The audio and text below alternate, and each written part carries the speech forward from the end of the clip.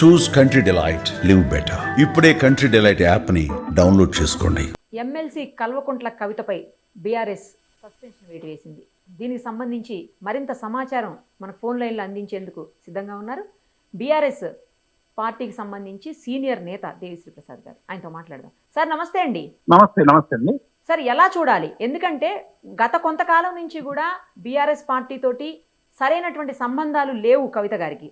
So ఈ నేపథ్యంలో ఆమెను సస్పెండ్ చేయటం, నిన్ననే కాళేశ్వరం ఇష్యూలో కూడా ఆవిడ చాలా ఘాటుగా విమర్శించారు. రావు గారిని కావచ్చు, లేకపోతే సంతోష్ గారిని కావచ్చు, గతంలో జగదీష్ రెడ్డి గారిని కూడా అలాగే విమర్శించారు ఆవిడ.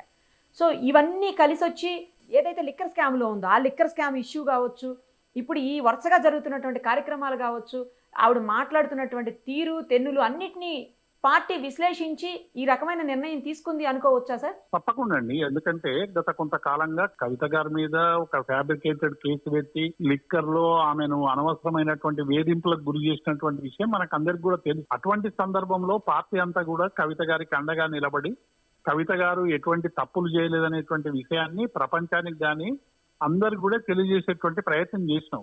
అయితే ఇటీవల కవిత గారు కొన్ని అభిప్రాయాల్ని వివిధ ప్రెస్ మీట్ల ద్వారా తెలిపినటువంటి అంశాన్ని కూడా మనం అందరం కూడా చూస్తున్నాం. ఎందుకంటే కవిత గారు మా పార్టీలో మొదటి నుంచి కూడా ఉన్నటువంటి ఒక నాయకురాలు. తెలంగాణ జాగృతి పెట్టి తెలంగాణ బతుకమ్మ అనేటువంటి పండుగ విషయంలో కావచ్చు, తెలంగాణ అస్తిత్వానికి సంబంధించి కావచ్చు, అనేక ఉద్యమాల్లో పాల్గొన్నటువంటి నాయకురాలు. కాబట్టి డెఫినెట్ గా ఆమె ఏమైనా మాట్లాడినప్పుడు వాటి విషయంలో ప్రజల మీద దాని ప్రభావం ఉంటుంది అనేటువంటి విషయం అందరికీ తెలిసిందే. ఎందుకంటే ఇటువంటి పార్టీలో ఇటువంటి పరిస్థితి రావడం ఎవరికైనా బాధాకరం. అయినప్పటికీ కూడా పార్టీ క్రమశిక్షణకు లోబడి, ఎందుకంటే తను మాట్లాడినటువంటి మాటలు ఏవైనా ఉంటే అవి పార్టీ అంతరంగికంగా చర్చించుకోవాలి తప్ప బహిరంగ వేదికల ద్వారా చర్చించడం అనేటువంటిది సరైంది కాదని పార్టీ భావించి ఇలా మా కేసీఆర్ అధినేత గారు సస్పెన్షన్ చేయాలని నిర్ణయించినటువంటి విషయాన్ని నేను మీకు సందర్భంగా గుర్తు చేస్తా ఉన్నాను. ఇది కేవలం సస్పెన్షన్ మాత్రమే. కాబట్టి కేసీఆర్ గారు తీసుకున్నటువంటి నిర్ణయాన్ని పార్టీ క్యాడర్ గా, పార్టీ నాయకులుగా మేమందరం కూడా స్వాగతిస్తామనేటువంటి అంశాన్ని మీకు గుర్తు చేస్తా ఉన్నాం. అసలు గత కొంతకాలంగా ఆవిడకి ఎవరు కూడా సపోర్ట్ చేయట్లేదు బీఆర్ఎస్ నేతలు. ఎందుకంటే బీసీ రిజర్వేషన్ ఇష్యూలో ఆవిడ దీక్ష చేశారు. అక్కడ కూడా ఆవిడ పార్టీ జెండా కానీ ఎజెండా కానీ ఏది తీసుకోకుండా సొంతంగా జాగృతి తరపున చేసినటువంటి పరిస్థితి. గతంలో కాంగ్రెస్కి సంబంధించిన ఒక ఎమ్మెల్సీ ఆమెని తీవ్ర పదజాలాన్ని ఉపయోగించినప్పుడు కూడా కనీసం సపోర్ట్ చేయలేదు బీఆర్ఎస్ నేతలు అనే ఒక రకమైనటువంటి అది కరెక్ట్ కాదండి. మల్లన్న గారు కవిత పట్ల దుర్భాషలాడుతూ మాట్లాడినటువంటి మాటల్ని నాతో సహా అనేక మంది మా బీఆర్ఎస్ నాయకులు అందరూ కూడా ఖండించారు. మా సోషల్ మీడియాలో విషయంలో కానీ మిగతా వాళ్ళందరూ కూడా సీరియస్ గా కవిత మీద వచ్చినటువంటి ఏ ఆరోపణలు అయితే మల్లన్న గారు చేసిందో ఇది సరైంది కాదు, మహిళల పట్ల అట్లా మాట్లాడడం అనేటువంటిది మంచిది కాదని మేమందరం కూడా ఖండించలేదనేటువంటి విషయం సరైంది కాదు. అయితే తెలంగాణ జాగృతి ఇప్పుడే కాదండి, సంవత్సరాలుగా కూడా ఏవైనా కార్యక్రమాలు తీసుకున్నప్పుడు బీఆర్ఎస్ నాయకుల్ని పిలిచేటువంటి అవకాశం ఉండదు. కొంతమంది మేధావుల్ని, కొంతమంది బీఆర్ఎస్ లో ఉన్నటువంటి కొంత సాంస్కృతిక సైనికుల్ని ఆమె పిలిచేటువంటి అవకాశం ఉంటది. వాటి మీటింగ్లకు అనేకం మేము కూడా పోయినాం. సోమాజిగూడలో మరి తెలంగాణ అస్తిత్వానికి సంబంధించి రేవంత్ రెడ్డి గారు వచ్చినాక తెలుగు తల్లి విగ్రహాన్ని మార్చి అభయహస్తం అనేటువంటిది పెట్టి మొత్తంగా తెలంగాణ అస్తిత్వాన్ని అబాస్పాలు చేయడానికి చేస్తున్నటువంటి కుట్రలను ఛేదించేటువంటి క్రమంలో జాగృతి సమావేశం పెడితే రౌండ్ టేబుల్ మీటింగ్ లో మేమందరం కూడా పాల్గొన్నాం. అట్లాగే నీటి విషయంలో జరిపినటువంటి రౌండ్ టేబుల్లో కూడా అనేక మంది పాల్గొన్నాం. పిలిచినప్పుడు డెఫినెట్ గా అక్కడ అవసరాల కొద్దీ వాళ్ళు ఎవరెవరిని విలువాలనేటువంటి సంస్థ నిర్ణయించుకొని పిలుస్తారు తప్ప జాగృతి సమావేశంలో బీఆర్ఎస్ నాయకులు పాల్గొన్నటువంటి సందర్భాలు చాలా తక్కువ అండి. కవిత గారు ఒక రాజకీయ నాయకురాలిగా ఆమె అనేక సందర్భాల్లో బీఆర్ఎస్ క్యాడర్ మీటింగ్ లో పాల్గొని క్యాడర్ కు దిశానిర్దేశం చేసింది. కానీ జాగృతి సమావేశాల్లో టీఆర్ఎస్ నాయకులు పాల్గొనడం అనేటువంటిది చాలా తక్కువ, రేర్. కాబట్టి తెలంగాణ జాగృతి నిర్వహించినటువంటి సమావేశాల్లో బీఆర్ఎస్ నాయకులు రాలేదు అని అనేయడం అనేటువంటిది ఆ సంస్థకు సంబంధించినటువంటి విషయాలు తెలియక కొందరు చేస్తున్నటువంటి ఆరోపణ తప్ప అది కరెక్ట్ కాదండి. కానీ సింగరేణి కాలనీస్ కి సంబంధించినటువంటి గుర్తింపు సంఘంలో కూడా ఈమెను పూర్తిగా తొలగించినటువంటి పరిస్థితి ఉంది అనేది కూడా ఒక వెర్షన్ వస్తా ఉంది సార్. నిజమే కదా అది? ఆమె దానికి కూడా అంటే ఇక్కడ ఏమైందంటే తెలంగాణ జాగృతికి సంబంధించినటువంటి సింగరేణికి సంబంధించినటువంటి ఒక జాగృతి విభాగాన్ని వేసేటువంటి ప్రయత్నం ఒకటి చేసినట్టుగా ఇటీవల కనబడ్డది. అట్లాగే హెచ్ఎంఎస్ అనేటువంటి సంస్థతో మరి కలిసి పనిచేయాలనేటువంటి నిర్ణయం తీసుకున్నటువంటి నేపథ్యంలో అక్కడ టీబీ కేఎస్ కు సంబంధించినటువంటి నాయకులందరూ కూడా కూర్చొని వారు నిర్ణయించుకొని ఆ కొప్పుల ఈశ్వర్ గారిని పెట్టుకోవడం అనేటువంటిది జరిగింది. అంతే తప్ప అదేమో తీసేయడం పెట్టడం అనేటువంటి అంశం కాదు. బహుశా ఎందుకంటే ఆ బీఆర్ఎస్ కు సంబంధించినటువంటి ఒపీనియన్స్ ను సరైనటువంటి రీతిలో క్యారీ చేయనటువంటి నేపథ్యంలో పార్టీ తీసుకున్నటువంటి నిర్ణయం అండి అది.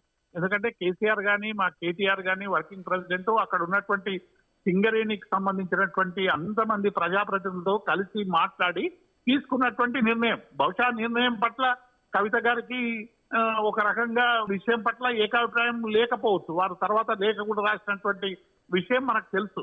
కానీ ఇక్కడ జరుగుతున్నది ఏంటంటే పార్టీకి సంబంధించినటువంటి అంశాలని పదే పదే ప్రెస్ మీట్లలో ప్రస్తావించడం, ముఖ్యమైనటువంటి నాయకుల మీద పనులు చేయడం, అలిగేషన్స్ పెట్టడం అనేటువంటిది ఇది పార్టీ క్రమశిక్షణ చర్యకు వస్తుందని భావించి కేసీఆర్ గారు నిన్న మొత్తంగా కూడా అనేక మంది నాయకులతో చర్చించి అనేక మంది అభిప్రాయాలు తీసుకొని చివరకు పార్టీ నుంచి సస్పెన్షన్ చేయాలని నిర్ణయించినటువంటి విషయం ఇప్పుడే ఒక గంట క్రితం మా అందరికి కూడా తెలిసింది.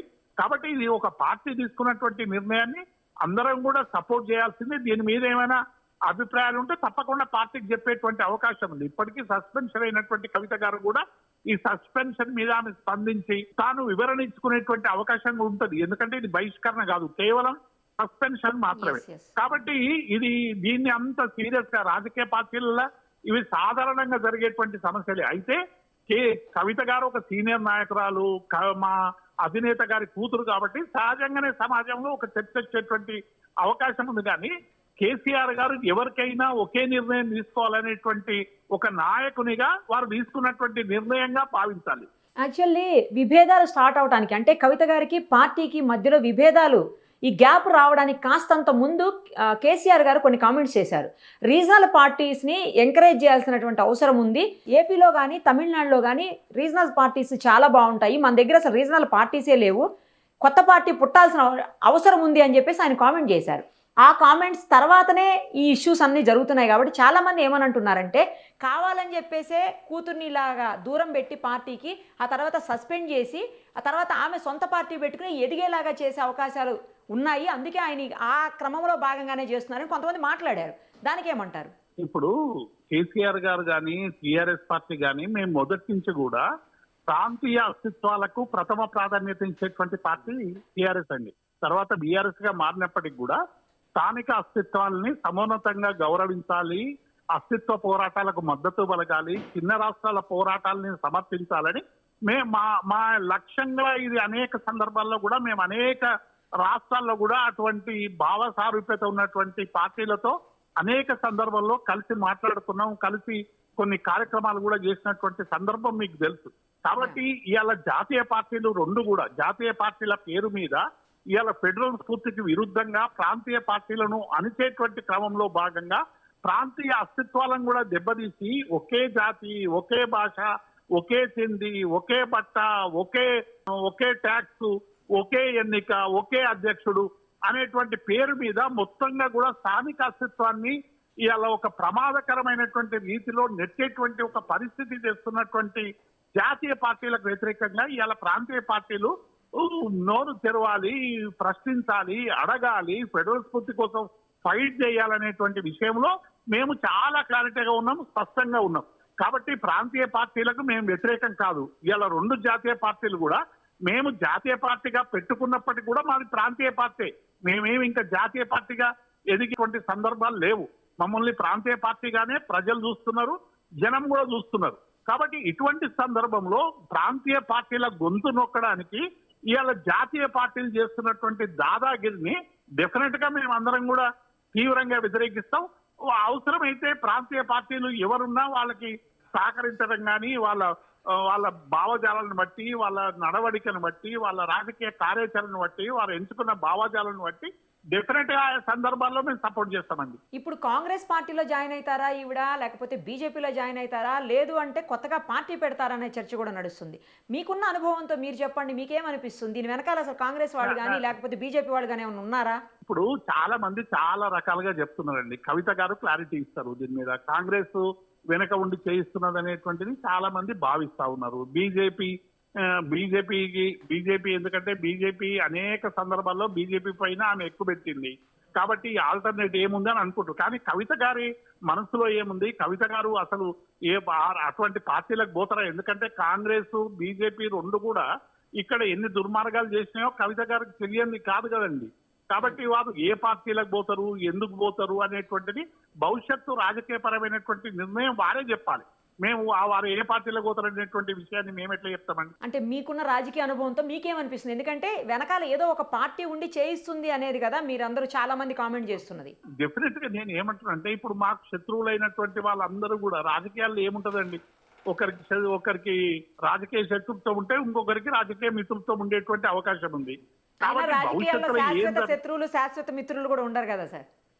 ఉండరు కదా, అందుకే చెప్తున్నా. అందుకే కాబట్టి భవిష్యత్ రాజకీయాలు ఎటు పోతాయి, ఎటు కలుస్తాయి, కవిత గారు వివరణ ఇచ్చి మళ్ళీ బీఆర్ఎస్ లోనే కొనసాగుతారా, లేకుంటే ఇంకొక పార్టీ పెడతారా, లేకుంటే ఇంకో ఏదైనా పార్టీలో కలుస్తారా అనేటువంటి విషయాలన్నీ కూడా ఇవి వేచి చూడాల్సినటువంటి అంశాలండి.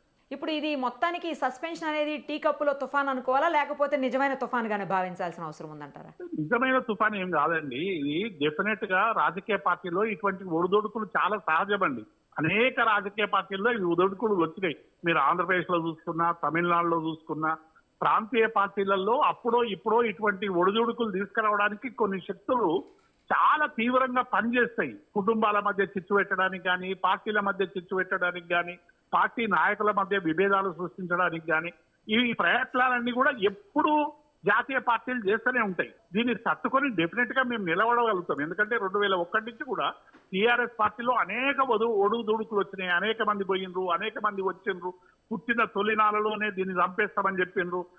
మొన్న ఎన్నికలు అయిపోయినాక ఇక బీఆర్ఎస్ ఉండదు, ఎమ్మెల్యేలు అందరూ అందులోకి వెళ్ళిపోతారు, ప్రతిపక్ష హోదా కూడా పోతుంది అన్నారు. ఇవి ఏమీ జరగలేదు కదా.